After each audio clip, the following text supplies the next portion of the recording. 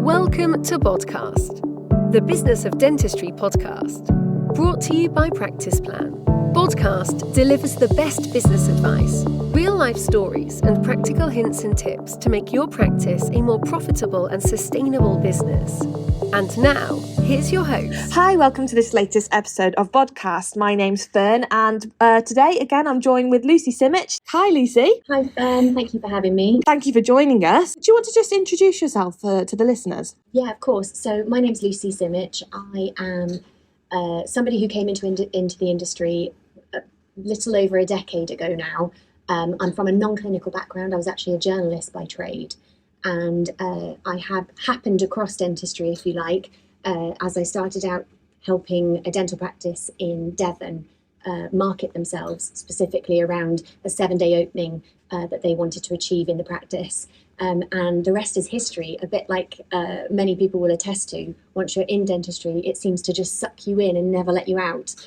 So yeah, a decade later, and here I am working with practices, helping them to build better teams, and put better working practices together so that they can build better businesses. Fabulous, that sounds great. So we're here to talk about the steps that practices need to take for attracting top talent to their team. So just to start with then, why is it important that they've got the right team in place to start with? Absolutely. So it's never been more important at the moment, specifically with the way that recruitment is working in the industry. You know, we're reading a lot about people leaving the industry. We're having trouble recruiting dental nurses, specifically dentists into roles.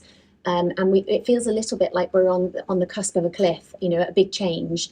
And I think a lot of that has got to do with flexibility for working staff. Dentistry has historically been quite difficult, so it's never been more important to attract good staff into your business. And I think for anybody who does have a great team around them, they'll realise the benefits to that are that the business just sings. It's a bit like that swan analogy. They'll be pedaling underneath the water, but actually everything is serene and wonderful on top, and the patients get a better experience. Your staff are happy and engaged, and then your business really blooms from there. So where should practices start then? What's the first step that they need to take? So step number one for me is absolutely the culture. You need to set the culture, determine what that culture is for your business, what its vision and what its mission is. And I think that this is something that practices sometimes get lost in. Sometimes you've been in dentistry for a long time. Sometimes you're coming in and potentially it's a new startup, a new squat, or you've taken over a business. And it just sort of fumbles on, and we get busy in life doing dentistry, and we forget that in the background there needs to be this overriding culture.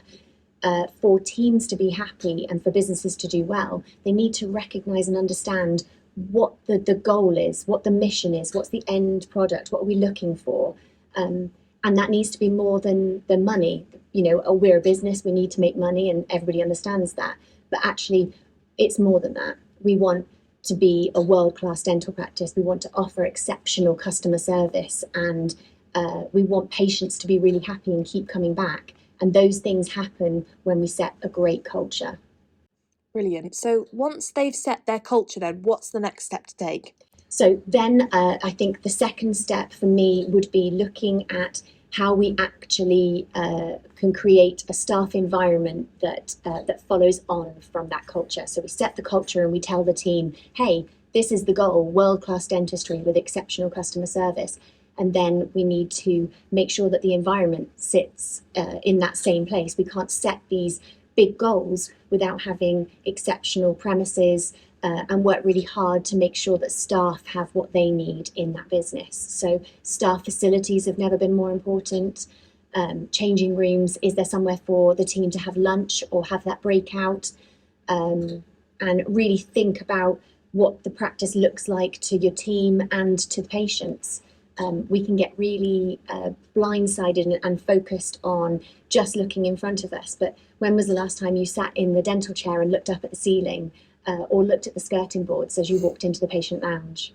So once we've created this culture and we've got this great environment, how do we sell that? How do we let people know that it's here, that we exist? And I think there are two kind of parts to this. The first is social media and your website, and the second is the personality, the practice personality. It's a funny thing to talk about a practice personality, but it's the third person in the room, and that's the practice. Who is it? Where do you sit? Are you John Lewis or are you Asda? Are you, high end? Are you middle of the road? Set that course. Make sure that everybody understands it, and then really sell the practice. So social media is a fantastic way at the moment of demonstrating the personality. And it's a key tool, I think, for 2023 and going forward for recruitment in particular. Your website. So take a look at your website and do a bit of an MOT. Your website needs to be more than a landing page. It needs to be more than a fee guide. On there now, especially with recruitment issues in the field, I really think that having a life at so-and-so dental practice is really important. A page dedicated to how you want people at your practice to feel and how you want them to behave. And I think that really sets us apart. Brilliant. Well, there's some great advice there and things that practices can reflect on and start implementing straight away. So, I hope so. yeah, fabulous. Thank you, Lucy. No problem. Thank you very much for having me.